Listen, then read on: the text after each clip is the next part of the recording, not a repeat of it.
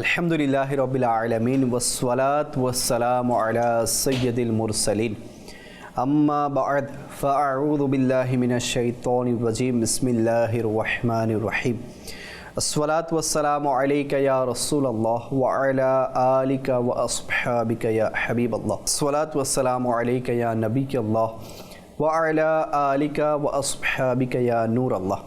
মাদানী চ্যানেলের দর্শকবৃন্দ, উপস্থিত হয়েছি নতুন এক প্রোগ্রাম নিয়ে, নতুন এক অনুষ্ঠান নিয়ে, যার নাম হচ্ছে এটাও একটি নেকি। এমন কিছু নেকি আছে যেগুলো আমরা হয়তোবা নেকি ছোট মনে করে ছেড়ে দেই, বা আমাদের দৃষ্টিতে, আমাদের চোখে সেগুলোকে বড় কোনো ধরনের নেকি মনে হয় না। তো আমরা এই অনুষ্ঠানে এমন কিছু নেকির ব্যাপারে আলোচনা করব যা হয়তোবা আপনার কাছে খুব সহজ মনে হবে, কিন্তু এগুলোও অনেক বড় বড় সওয়াবের মাধ্যম হতে পারে। জি হ্যাঁ, এগুলো সওয়াব অর্জনের পন্থা হতে পারে এবং আমরা অসংখ্য সওয়াব অর্জনে কামিয়াব হয়ে যেতে পারি। আসুন অনুষ্ঠানের বিষয়ের দিকে যাওয়ার পূর্বে আমরা দরুদে পাকের একটি ফজিলত সম্পর্কে শুনে নেই, যা তিরমিজি শরীফের হাদিসে পাকে এসেছে।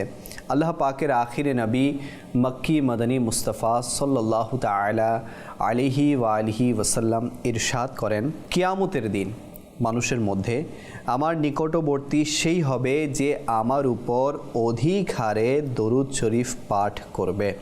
সুবহানাল্লাহ। আপনারা শুনলেন যে অধিক হারে দরুদে পাক পড়ার কেমন বরকত। কিয়ামতের দিন নবী পাকের নিকটে থাকা হবে। জি হ্যাঁ, কে না চায় সেই কঠিন দিনে, সেই ভয়াবহ দিনে নবী পাক সাল্লাল্লাহু আলাইহি ওয়াসাল্লামের কাছাকাছি থাকতে? আমরা সবাই চাই। তো নবী পাক সাল্লাল্লাহু আলাইহি ওয়াসাল্লাম ফর্মুলা দিয়ে দিয়েছেন যে অধিক হারে দরুদ পড়ো, ইনশাআল্লাহ কিয়ামতের দিন আমরা নবী পাকের কাছে চলে যেতে পারবো, কাছে থাকতে পারবো। আল্লাহ তাআলা আমাদের সবাইকে বেশি থেকে বেশি পরিমাণে দরুদ ও সালাম পাঠ করার তৌফিক দান করুক। সাল্লু আলাল হাবিব সাল্লাল্লাহু আলা মুহাম্মদ সাল্লাল্লাহু তাআলা আলাইহি ওয়া আলিহি ওয়াসাল্লাম সালাতাম ওয়া সালামান আলাইকা সাইয়্যিদি সাইয়্যিদি ইয়া রাসূলুল্লাহ। আজকে আমরা যে বিষয়টি নিয়ে আলোচনা করব তা হচ্ছে মুচকি হাসাও নেকি। মুচকি হাসা এটা অনেক উত্তম একটি নেকি, আর এ ব্যাপারে অসংখ্য ঘটনা আছে, রওয়ায়াত আছে এবং আহাদিসে তাইয়্যিবা আছে। এই অনুষ্ঠানে আমরা মুচকি হাসার ব্যাপারে শুনব। একটি ঘটনা আপনাদের সামনে পেশ করছি। হযরত সাইয়্যিদুনা আবু যর গিফারি রাদিয়াল্লাহু তাআলা আনহু বর্ণনা করেন এই হাদিসে পাকটি। রাসূল আকরাম নূরে মুজাসসাম সাল্লাল্লাহু আলাইহি ওয়াসাল্লাম ইরশাদ করেন, নিজের দ্বীনী ভাইয়ের সাথে মুচকি হেসে সাক্ষাৎ করা তোমাদের জন্য সদকা স্বরূপ, আর নেকির দাওয়াত দেয়া ও অসৎ কাজে নিষেধ করাও সদকা। মুচকি হাসা যেভাবে সদকা, নেকির দাওয়াত দেয়া, খারাপ কাজ থেকে বারণ করা এটাও সদকা। তো প্রিয় ইসলামী ভাইরা, এই হাদিসে পাকে আমরা জানতে পারলাম যে মুচকি হেসে সাক্ষাৎ করা, নেকির দাওয়াত দেয়া, অসৎ কাজ থেকে নিষেধ করাকে সদকা বলা হয়েছে। সদকা কাকে বলে? ডোনেশন। নিজের পকেটের টাকা কোনো আল্লাহ তাআলার রাহে, আল্লাহ তাআলার রাস্তায় দিয়ে দেয়া, কোনো নেক কাজে খরচ করা, এটাকে বলা হয় সদকা। আর এই সদকা কিভাবে অর্জিত হবে? মুচকি হাসলেও অর্জিত হবে। এই সদকা আপনার টাকা লাগবে না, টাকা খরচ করতে হবে না, বরং যদি আপনি একটু মুচকি হেসে কারোর সাথে কথা বলেন, একটু মুচকি হেসে সাক্ষাৎ করেন, ইনশাআল্লাহুল কারীম সেটাও আপনার জন্য সদকা স্বরূপ হয়ে যাবে।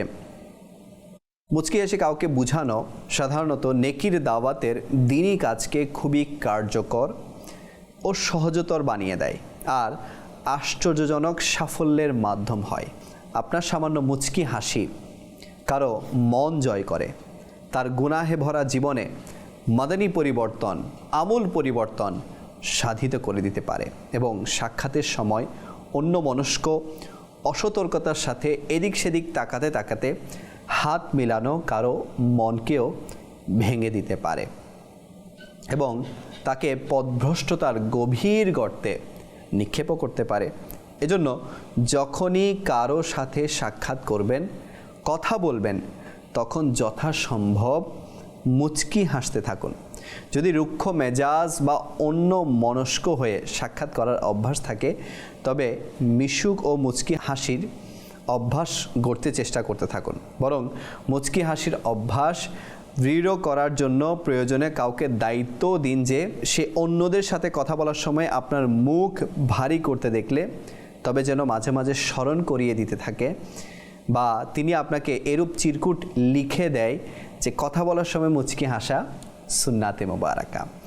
তো আমরা অনেক সময় মানুষকে নেকির দাওয়াত দেই, অনেক সময় মানুষের সাথে কথা বলি, কিন্তু আমাদের মুখ থেকে হাসিটা বের হয় না, মুচকি হাসি। মুচকি হাসি কি? আপনি হাসবেন কিন্তু আপনার মুখ থেকে কোনো আওয়াজ বের হবে না, এটাকে বলা হয় মুচকি হাসি। নবী পাক সাল্লাল্লাহু আলাইহি ওয়াসাল্লাম মুচকি হাসতেন। এ ব্যাপারে রেওয়ায়তও আছে। হযরত উম্মে দারদা রাদিয়াল্লাহু তাআলা আনহা হযরত সাইয়্যিদুনা আবু দারদা রাদিয়াল্লাহু তাআলা আনহু সম্পর্কে বলেন, তিনি সব কথা মুচকি হেসেই বলতেন। সব সময় উনি যখনই কারোর সাথে কথা বলতেন মুচকি হেসেই কথা বলতেন। আমি যখন তাকে এ ব্যাপারে জিজ্ঞাসা করলাম, কে জিজ্ঞাসা করছে? মা সন্তানকে জিজ্ঞাসা করছে। তখন তিনি উত্তর দিলেন, আমি সুন্দর চরিত্রের অনুপম আদর্শ রাসূল পাক সাল্লাল্লাহু আলাইহি ওয়াসাল্লামকে দেখেছি যে হুজুর পুন্নুর সাল্লাল্লাহু আলাইহি ওয়াসাল্লাম কথাবার্তা বলার সময় মুচকি হাসতেন। এজন্যই তো আমার আলা হযরত ইমাম আহমদ রেজা খান রহমতুল্লাহি তাআলা আলাইহি খুব সুন্দর একটি पंक्ति लिखेছেন, जिसकी तस्की से रोते हुए हंस पड़े, जिसकी तस्की से रोते हुए हंस पड़े, उस तबस्सुम की आदत पे लाखों सलाम। আমার আলা হযরত ওনার সালামে রেজার মধ্যে এই পংক্তি লিখেছেন এবং এর সর্বশেষ শব্দ পড়ে আলা হযরতের যে চিন্তাধারা এর এক মহান অংশ। কেননা পড়ে এর স্থলে যদি পড়ে লেখা হতো তবে অর্থগতভাবে কোনো একটি ঘটনার দিকে ইঙ্গিত হতো, কিন্তু আলা হযরত রহমতুল্লাহি তাআলা আলাইহি পড়ে লিখে রাসূল পাক সাল্লাল্লাহু আলাইহি ওয়াসাল্লামের মহান গুণ বর্ণনা করে দিলেন। যেমনটি এই পংক্তির অর্থ হলো, জাহিরি হায়াতে তো প্রশান্তি দেয়াতে দুঃখী অন্তরে পুষ্পকলি ফুটে উঠত, কিন্তু আজও রাসূল পাক সাল্লাল্লাহু আলাইহি ওয়াসাল্লাম যখন কোনো দুঃখীকে স্বপ্নে কিংবা কোনো গোলামকে কবরে সান্ত্বনা দেন তখন সে প্রশান্তি লাভ করে।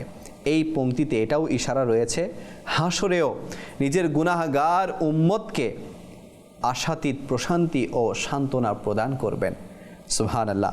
দ্বিতীয় পংক্তির অর্থ হলো, এই প্রশান্তি দানের মোবারক অভ্যাসের প্রতি লাখো সালাম বর্ষিত হোক। হযরত মাওলানা সৈয়দ আখতার হামিদি রহমতুল্লাহি তাআলা আলাইহি এই পংক্তিটাতে কিরূপ নিশ্চয়তা জুড়ে দেন, मुदतरीब गम से होते हुए हंस पड़े, रंजों से जान कोते हुए हंस पड़े, बख्त जाग उठी सोए हुए हंस पड़े, जिसकी तस्की से रोते हुए हंस पड़े, उस तबस्सुम की आदत पे लाखों सलाम। सुभान अल्लाह। तो আমাদের উচিত মুচকি হাসি দেওয়া। মুচকি হাসি দেওয়াতে কোনো টাকা খরচ হয় না, কিন্তু টাকা খরচ করার মতো যে সওয়াব, সদকা করার মতো যে সওয়াব, ডোনেশন করার মতো যে সওয়াব, সেটা আপনি সামান্য মুচকি হেসেই অর্জন করতে পারবেন। এজন্যই এটাকেও একটি নেকি বলা হয়, মুচকি হাসাটাকেও একটি নেকি বলা হয়। আমরা অনেক সময় হাসি, অট্ট হাসি দেই বা আওয়াজ করে হাসি। মনে রাখবেন, অট্ট হাসি নবী পাক সাল্লাল্লাহু আলাইহি ওয়াসাল্লামের জীবনে কখনো অট্ট হাসি খুঁজে পাওয়া যায় না। উনি কখনো অট্ট হাসি দিতেন না। আর অনেকে মসজিদে বসে বসে অট্ট হাসি দেয়, হি হি হা হা করে হাসি দেয়, আওয়াজ করে হাসি দেয়। তো মনে রাখবেন, যদি কেউ মসজিদের মধ্যে অট্ট হাসি দেয় তাহলে তার কবর অন্ধকার হয়ে যাবে। তো আমরা হাসি, কিন্তু আমাদের হাসির ধরন কেমন, আমাদের হাসির সিস্টেম কেমন, আমাদের হাসির অবস্থা কেমন? আমরা কি নবী পাক সাল্লাল্লাহু আলাইহি ওয়াসাল্লাম যেভাবে হাসতে বলেছেন, যেভাবে হাসতেন, আমরা কি সেভাবে হাসছি? তো আমাদের উচিত যে মুচকি হাসা। আর মুচকি হাসা এটা নেকি এবং সদকার সমতুল্য। এক বর্ণনায় রয়েছে, হযরত নুফাই আমা রাদিয়াল্লাহু তাআলা আনহু বলেন, হযরত বারআ বিন আজিব রাদিয়াল্লাহু তাআলা আনহুর সাথে আমার সাক্ষাৎ হলো। তিনি আমার হাত ধরে আমার সাথে মুসাফাহা করলেন আর মুচকি হাসতে লাগলেন। অতঃপর জিজ্ঞাসা করলেন, জানো আমি এরূপ কেন করলাম? সুবহানাল্লাহ, আমি আরজ করলাম না। তখন বলতে লাগলেন, প্রিয় নবী সাল্লাল্লাহু আলাইহি ওয়াসাল্লাম আমাকে সাক্ষাতের সৌভাগ্য দান করলেন। জানো আমি এরূপ কেন করলাম? তখন আমি আরজ করলাম না। তখন হুজুর পুন্নুর সাল্লাল্লাহু আলাইহি ওয়াসাল্লাম ইরশাদ করলেন, যখন দুইজন মুসলমান সাক্ষাতের সময় মুসাফাহা করে এবং উভয়ে একে অপরের সামনে আল্লাহ পাকের জন্য মুচকি হাসে, তবে তাদের পৃথক হওয়ার পূর্বেই তাদের ক্ষমা করে দেয়া হয়। জি হ্যাঁ, আমরা যখন দুজন মুসলমান একত্রিত হব, আমরা যখন অপর মুসলমান ভাইয়ের সাথে সাক্ষাৎ করব, যদি আমরা হাত মেলানোর সময় একটু তাকিয়ে মুচকি হাসি, এখন তো আমরা এদিকে হ্যান্ডশেক করছি আর এদিকে অন্যদিকে কথা বলছি বা মোবাইলে এঙ্গেজ থাকি, না, এভাবে না। বলা হচ্ছে যদি আমি আপনি একে অপরের সাথে, দুইজন মুসলমান যদি একে অপরের সাথে মুসাফাহা করে আর দেখে মুচকি হাসে, তাহলে তাদের পৃথক হওয়ার আগেই, হাত ছেড়ে দেওয়ার আগেই আল্লাহ তাআলা তাদেরকে ক্ষমা করে দিবেন। এজন্যই তো বলা হচ্ছে, বাগে জন্নত মে মোহাম্মদ মুস্কুরাতে যায়েঙ্গে, ফুল রহমত কে ঝড়েঙ্গে হাম উঠাতে যায়েঙ্গে। যে আল্লাহ পাকের জন্য হাসা, তো এই বাক্যটি দ্বারা কি বোঝানো হয়েছে? এই বাক্যটি দ্বারা বোঝানো হয়েছে যে ভালো নিয়ত সহকারে কোনো মুসলমান ভাইয়ের সাথে সাক্ষাৎ করে মুচকি হাসা। যাই হোক, কোনো মুসলমানের সাথে হাত মিলানো বা কথাবার্তার সময় মুচকি হাসা শুধু ওই অবস্থাতেই আখিরাতের সওয়াব এবং মাগফিরাতের মাধ্যম হবে যখন এই হাত মিলানো শুধুমাত্র আল্লাহ পাকের সন্তুষ্টির জন্য হবে।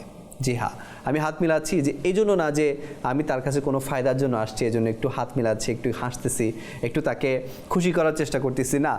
এটা হলে আপনি সওয়াব পাবেন না, এটা হলে আপনি নেকি পাবেন না, এটা হলে আপনি সাদকা করার যা সওয়াব সেটা আপনার অর্জন হবে না।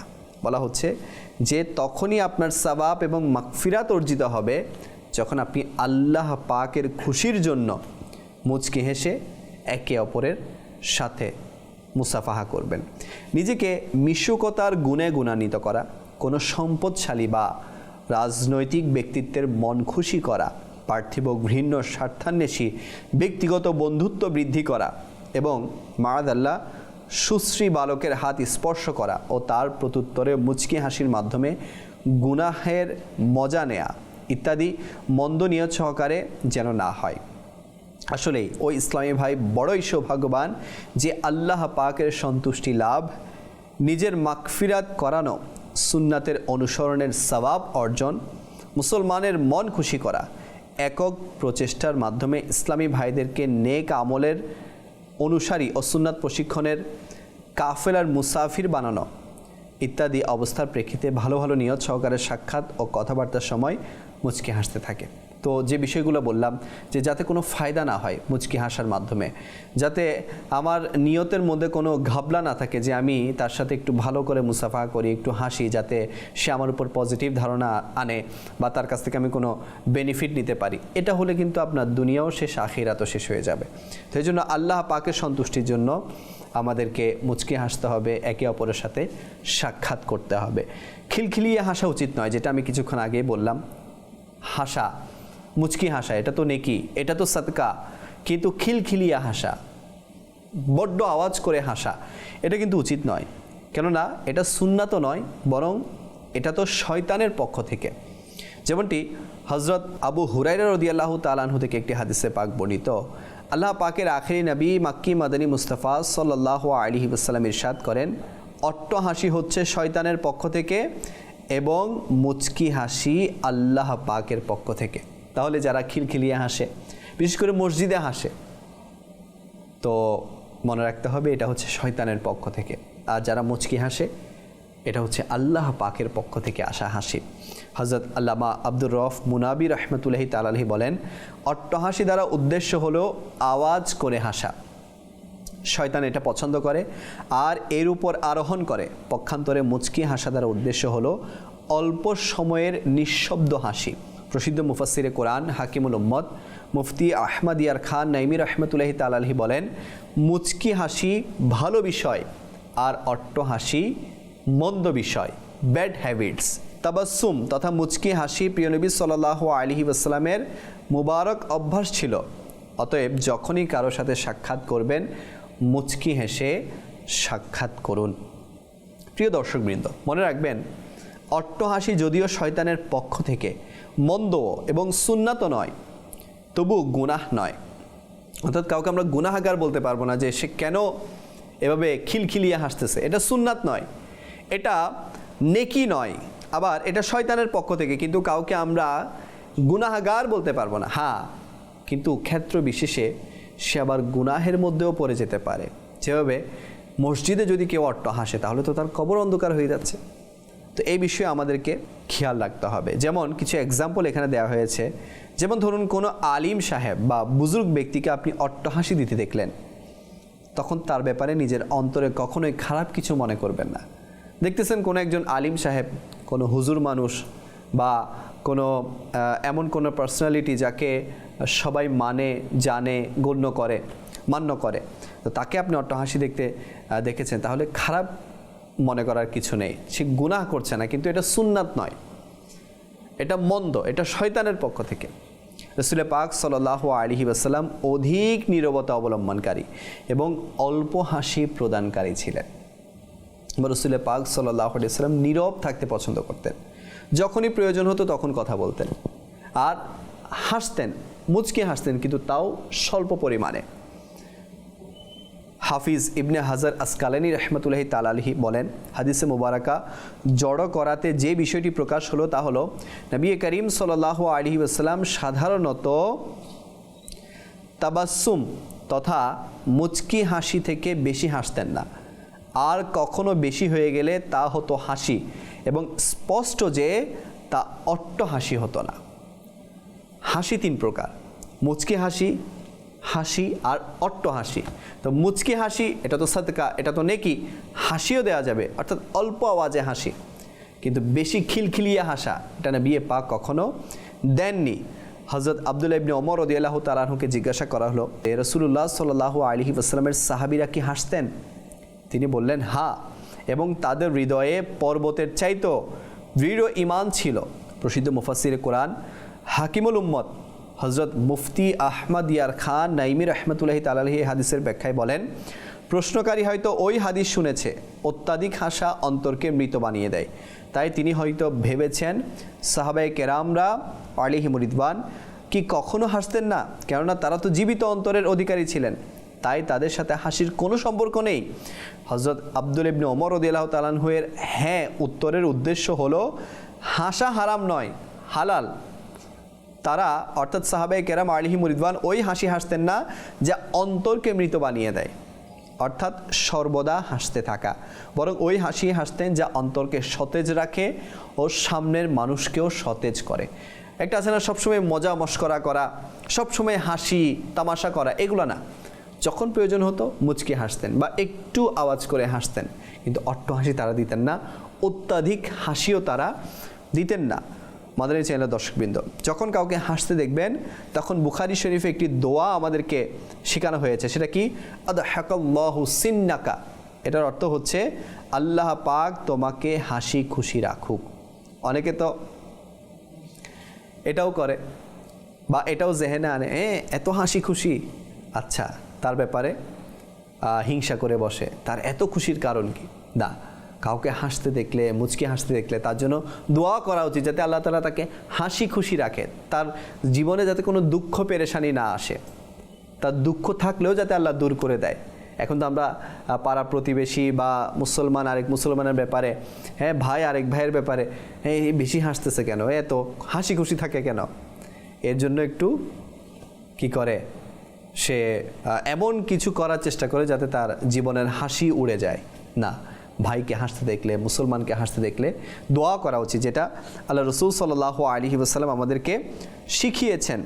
মসজিদে কোনো প্রেক্ষিতে মুচকি হাসির তো অনুমতি রয়েছে, কিন্তু হাসি ও অট্টহাসির অনুমতি নেই। জি হ্যাঁ, যে বিষয়টি আমি বারংবার আমার এই আলোচনার মধ্যে আনতে চাচ্ছি যে মসজিদে মুচকি হাসার অনুমতি তো আছে, কিন্তু হাসি এবং অট্টহাসির অনুমতি নেই। অতএব মসজিদে বয়ান চলাকালে এমন কোনো কথা আসছে যাতে উপস্থিত লোকদের হাসার সম্ভাবনা রয়েছে, তবে যিনি বয়ানকারী যিনি আলোচক তার উচিত হচ্ছে এভাবে ঘোষণা করা, মনোযোগ দিন, এখন আমরা মসজিদে অবস্থান করছি আর মসজিদে প্রয়োজনে শুধু মুচকি হাসির অনুমতি রয়েছে, অর্থাৎ এমন হাসি যার শব্দ নিজেও শুনবে না, সশব্দে কোনো অবস্থাতেই হাসবেন না। প্রিয় নবী সাল্লাল্লাহু আলাইহি ওয়াসাল্লাম ইরশাদ করেন, যা জামে সগীর নামক কিতাবের মধ্যে হাদিসে পাক এসেছে যে মসজিদে হাসা কবরে অন্ধকার নিয়ে আসে। দাওয়াত ইসলামীর মাকতাবাতুল মদিনার প্রকাশিত একটি কিতাব নামাজের আহকামের নামাজের মধ্যে হাসার কিছু মাসলা মাসাইল বর্ণনা করেছে। বলা হচ্ছে, রুকু ও সিজদা বিশিষ্ট নামাজে প্রাপ্তবয়স্ক কেউ অট্টহাসি দিল, অর্থাৎ এত জোরে হাসলো যে পার্শ্ববর্তী লোকেরা শুনল, তবে অজুও ভঙ্গ হলো এবং নামাজও ভঙ্গ হলো। আর যদি এমন আওয়াজ আসলো যে হাসির আওয়াজ শুধু নিজে শুনলো কিন্তু আশেপাশের কেউ শুনলো না, তবে নামাজ ভঙ্গ হবে কিন্তু তার অজু ভঙ্গ হবে না। আর মুচকি হাসলে নামাজও ভঙ্গ হবে না, অজুও ভঙ্গ হবে না। তো নামাজের মধ্যে অনেকে কিন্তু হেসে দেয়, এ ব্যাপারে একটু সজাগ দৃষ্টি রাখা উচিত। প্রাপ্তবয়স্ক কেউ জানাজার নামাজে অট্টহাসি দিল, তবে নামাজ ভঙ্গ হয়ে গেল, অজু ভঙ্গ হলো না।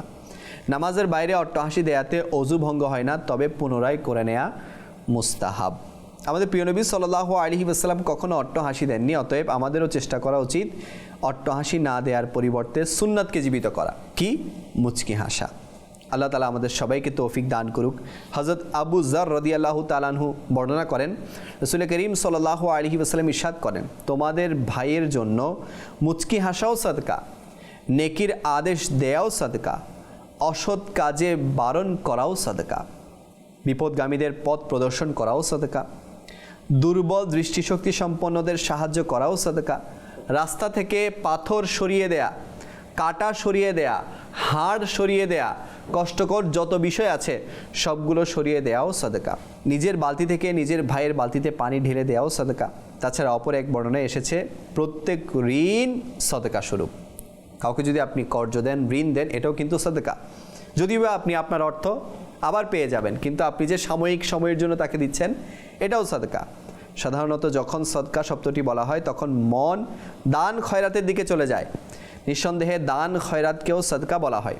আসুন এখন আর্থিক সদকার আমরা সংজ্ঞা জেনে নেই। যেমনটি দাওয়াত ইসলামীর মাকতাবাতুল মদিনা আর সম্বলিত বা প্রকাশিত একটি কিতাব জিয়ায়ে সাদাকা, এই কিতাবের মধ্যে আবিধানিকভাবে সদকা দ্বারা উদ্দেশ্য হলো যে সদকা হচ্ছে ওই উপহার, ওই গিফট যার মাধ্যমে নিজের সম্মান বৃদ্ধির পরিবর্তে সওয়াবের ইচ্ছা পোষণ করা হয়ে থাকে। উদ্দেশ্য হলো ওই উপহারকে সদকা বলা হয় যা প্রদান করার উদ্দেশ্যে নিজের সম্মান বৃদ্ধি বা বাহবা অর্জন নয়, বরং শুধুমাত্র সওয়াবের নিয়তে দেয়া হয়।